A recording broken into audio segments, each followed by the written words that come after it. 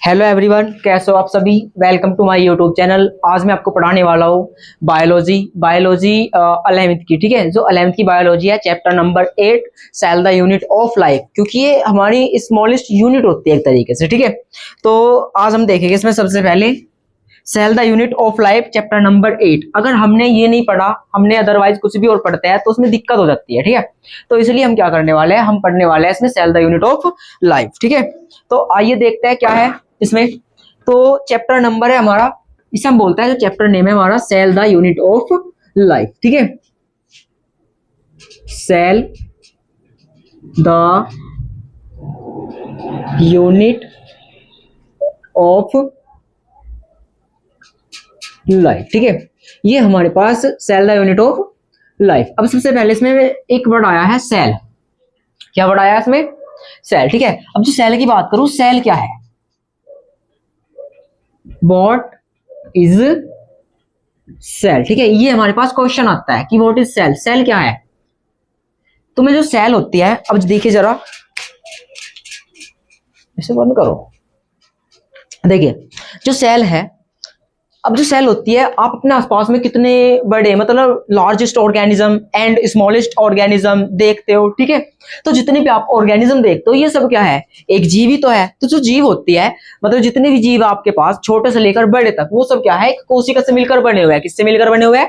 कोशिका से। ठीक है, अब जो कोशिका है, तो जो ध्यान रखना, अब जो कोशिका हो सकती है वो यूनिसेलुलर एंड मल्टी सेलुलर भी हो सकती है। यूनिसेलुलर और मल्टी सेलुलर मतलब हिंदी में बोलते हैं आप इसको एक कोशिका और बहुकोशिकीय है। ठीक है, तो ये हमारे पास क्या हो सकती है? यूनिसेलुलर एंड मल्टी सेलुलर भी हो सकती है। ठीक है, इनके टाइप्स आते हैं। जो मल्टी सेलुलर है या यूनिसेलुलर है, ये प्रोकैरियोट भी हो सकती है और यूकैरियोट भी हो सकती है। अब सबसे पहले मैं ये बात करने वाला हूं कि सेल क्या है।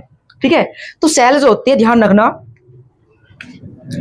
यहाँ पे लिखता है सेल जो है, सबसे फर्स्ट पॉइंट है, ये याद रखना, एनसीईआरटी की लाइन है ये। ठीक है, तो जो सेल है क्या है? स्ट्रक्चरल एंड फंक्शनल यूनिट है। क्या है? स्ट्रक्चरल एंड फंक्शनल यूनिट है। ठीक है, तो सबसे पहला पॉइंट यही है हमारे पास, ध्यान रखना।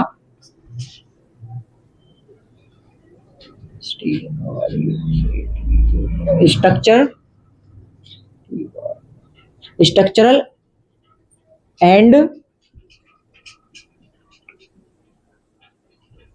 फंक्शनल यूनिट है। क्या है ये? यूनिट। ठीक है, तो ये ध्यान रखना, स्ट्रक्चरल और फंक्शनल यूनिट है। अब ये स्ट्रक्चरल एंड फंक्शन क्या है?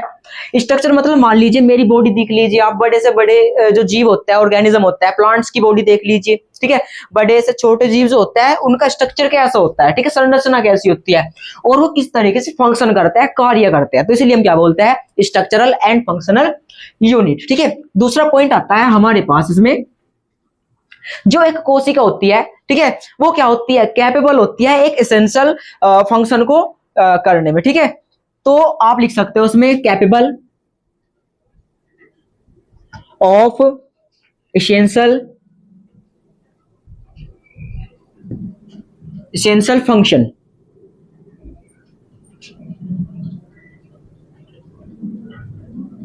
ठीक है, तो ये जो एसेंशियल आवश्यक कार्यों करने में क्या होती है? सक्षम होती है। अब मैं बात करूं, जो सेल होती है, ये यूनिसेलुलर भी हो सकती है और मल्टी सेलुलर हो सकती है। आया समझ में इतना सभी को? आगे चलते हैं, तो ये कैसी हो सकती है, यहाँ पे हम बात करने वाले हैं। जो सेल हो सकती है वो यूनिसेलुलर हो सकती है और मल्टी सेलुलर भी हो सकती है। ठीक है, अब ये यूनिसेलुलर और मल्टी सेलुलर मतलब जो मैंने अभी बताया आपको, मतलब एक कोशिकीय और बहुकोशिकीय। अब जरा यहाँ पे ध्यान दीजिएगा, बहुत अच्छा टॉपिक है। ठीक है, तो यूनिसेलुलर में एग्जांपल लिखता हूं मैं। यूनिसेलुलर का मतलब है एक, यूनि का मतलब ओनली वन। क्या है इसका मतलब? वन। ठीक है, और मल्टी मतलब बहुत सारे। ठीक है, तो ये बोल सकते हो। आया समझ में सभी को? ठीक है, तो ये ध्यान रखना सभी बच्चे। तो यूनिसेलुलर मतलब एक और मल्टी सेलुलर मतलब बहुत सारे। ठीक है, तो जो यूनिसेलुलर है हमारे पास, एक कोशिका से मिलकर जो बने होंगे, एग्जांपल लिख देता हूं यहाँ पे डायरेक्ट, ये ध्यान रखना। अमीबा हो गया, ठीक है, हाइड्रा हो गया, पैरामीशियम हो गया,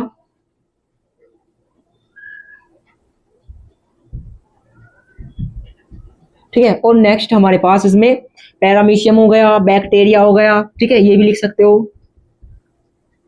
ठीक है, बैक्टीरिया हो गया, ये सब क्या है हमारे पास यूनिसेलुलर के एग्जाम्पल है। ठीक है, अभी आप इसमें आगे ये भी पढ़ोगे कि जो यूनिसेलुलर है वो कुछ प्रोकैरियोट और यूकैरियोट में भी डिवाइड कर देता है। तो देखिए मल्टीसेलुलर में कौन आ जाएगा, एनिमल्स। अब आप खुद को देख लीजिए, बहुत सारी कोशिकाओं से मिलकर बने होते हैं। ठीक है, तो एनिमल्स आ गए और प्लांट्स आ गए। ठीक है, इसमें क्या आ गए, प्लांट्स आ गए। अब जरा यहाँ पे ध्यान दीजिए, एनिमल्स में अगर मैं बात करूं ह्यूमन की, ठीक है, जो अगर मैं ह्यूमन की बात करूं, आप इसमें एक क्वेश्चन मुझे जवाब देना जरूर कमेंट में। जो ह्यूमन है, हमारी जो बॉडी है मतलब एक, ठीक है, हमारी बॉडी कितनी मतलब कितनी सेल से बनी होती है, ठीक है, वो मैं यहाँ पे छोड़ देता हूँ। आया समझ में सभी को? कृपया करके मुझे इसका आंसर जरूर चाहिए कमेंट में। ओके, नेक्स्ट ये हो गए। ठीक है, और भी बहुत सारे होते हैं हमारे पास, जैसे कि फंगस हो गया, फंजाई बोलते हो। ठीक है, आया समझ में? फंजाई हो गया। ठीक है, ये ध्यान रखना। एल्गी वगैरह हो गई, बहुत सारी चीजें हैं, मतलब आप इतना ही रहने तो ये याद रखना। अगर आगे चलते हैं आप, इसमें जो सेल है आपको पता लग गया, आप यूनिसेलुलर और मल्टीसेलुलर हो सकती है, एग्जाम्पल पता लग गया आपको। अगर मैं थोड़ी और आगे चलूं और बात करूं, तो जो एक सेल होती है, अभी यहाँ पे ध्यान देना बहुत अच्छे से। ठीक है, जो एक सेल होती है, ठीक है, अच्छा एक चीज देखते हैं सबसे पहले हम, जो सेल है इसके बारे में बताता हूं आपको। सबसे पहले कोशिका की खोज किसने की? ठीक है, ये बहुत इंपॉर्टेंट पॉइंट है इसका, तो ध्यान रखना। सबसे पहले ऑब्जर्व जो सेल की थी, रॉबर्ट हुक ने की थी। ठीक है, रॉबर्ट हुक ने। ठीक है, रॉबर्ट हुक। ठीक है, और किसमें की थी ये भी पता होना चाहिए। ठीक है, जो इन्होंने खोज की थी वो ध्यान रखना डेड सेल की थी। किसकी? डेड सेल की खोज की थी। ठीक है, डेड सेल, मृत कोशिका। आया समझ में सभी को? ठीक है, और जो ये कोशिका की खोज की थी रॉबर्ट हुक ने। नेक्स्ट, तो ध्यान रखना डेड कोशिका की खोज, डेड सेल्स की खोज की थी किसने? रॉबर्ट हुक ने। ठीक है, और किसमें की थी? तो ध्यान रखना, जैसे कि हमारे पास मधुमक्खी का छाता होता है, जो कॉर्क कैम्बियम बोलते हैं उसको, क्या बोलते हैं? कॉर्क बोलते हैं। ठीक है, छाल बोलते हैं उसको, कॉर्क छाल। ठीक है, तो ध्यान रखना किसमें की थी? डेड सेल की खोज की थी किसमें? कॉर्क में। ठीक है, कॉर्क में। ठीक है, इन कॉर्क, ये ध्यान रखना सभी बच्चे, ये इंपॉर्टेंट है इसका, कॉर्क।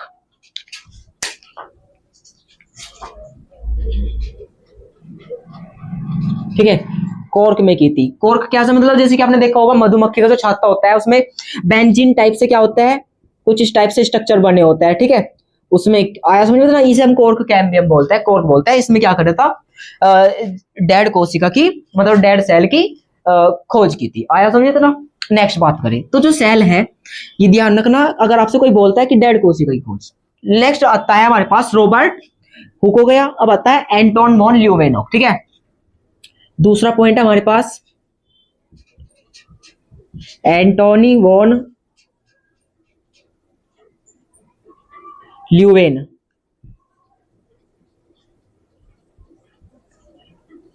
ल्यूवेन होक। ठीक है, एंटोन वॉन ल्यूवेन होक, इनमें ध्यान रखना इसने क्या किया था, इन चाचा ने किया था। एंटोन वॉन ल्यूवेन होक जो थे, इन्होंने क्या किया था, इन्होंने जीवित यानी कि लिविंग सेल्स की खोज की थी। किसकी? लिविंग। ठीक है, आया समझे इतना? Living cell. तो ये ध्यान रखना, बहुत ही इंपॉर्टेंट टॉपिक है।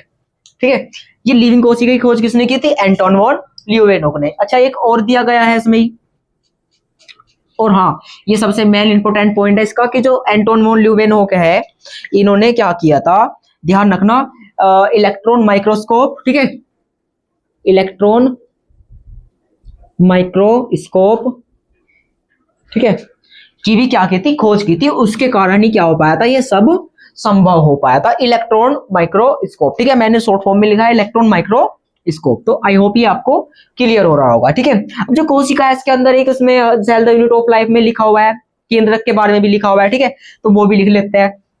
ठीक है, तो यहाँ पे लिख रहा जो केंद्रक की खोज की थी, ठीक है, न्यूक्लियस। ठीक है, एक आता है हमारे पास रॉबर्ट ब्राउन। ठीक है, रॉबर्ट ब्राउन,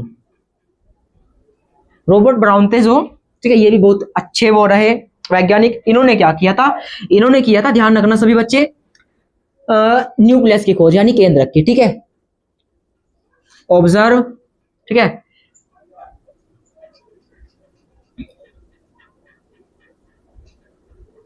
ऑब्जर्व ऑफ, ठीक है, या डिस्कवरी लिख लेते हैं, डिस्कवरी, डिस्कवरी ऑफ न्यूक्लियस, ठीक है, न्यूक्लियस, ठीक है। ये ध्यान रखना, बहुत ही इंपॉर्टेंट टॉपिक है। आया समझ में तो सभी को। और इसमें चलो एक क्वेश्चन मैंने आपको ये दिया है, ठीक है, इसमें बताना आप कितनी ट्रिलियन सेल्स, मतलब कितनी सेल्स होती है ह्यूमन बॉडी में। और नेक्स्ट बात करूं, रॉबर्ट हुक ने जो कोशिका की खोज की थी, डेड कोशिका की जो खोज की थी, वो कौन से ईयर में की थी। आया समझ में? तो यहाँ पे आप क्या लिख के लेके आओगे, ईयर लिख के लेके आओगे, ठीक है। दूसरा, जो ल्यूवेन हुक ने की थी वो कौन सी ईयर में की थी, ठीक है, ये लिख के लेके आना आप, ठीक है। तो आई होप अगर आपको यहाँ पे अच्छा लग रहा है पढ़ा हुआ मेरा, ये आज डेमो लेक्चर है एक तरीके से बोल सकते हो। अगर आपने मुझे ये सभी आंसर देते हो तो मुझे लगेगा कि आप बहुत अच्छे से पढ़ना चाह रहे हो और सीखना चाह रहे हो, ठीक है। उसके लिए मैं तभी आपको आगे क्लास दूंगा। इसके लिए आज के लिए मैं इतना ही छोड़ता हूँ। और ये रॉबर्ट ब्राउन सब ये मुझे पता है, लेकिन मैं आपको नहीं बताना चाह रहा, ठीक है। क्यों? क्योंकि आपके मुझे कमेंट चाहिए और कमेंट यहाँ पे आप करके ले जाओगे, YEAR, ठीक है। ये सब ये तीनों ईयर और ये जरूर बताना मुझे, ठीक है। तो आई होप आपको वीडियो अच्छा लगा होगा। नेक्स्ट लेक्चर इसका कल आएगा, ठीक है। तो आज के लिए इतना ही। आपको अच्छा लगा हो लेक्चर तो लाइक करना, सब्सक्राइब करना और कमेंट जरूर करना, कमेंट करना ना भूले, ठीक है। तो thank you all, take care, thank you, ठीक है।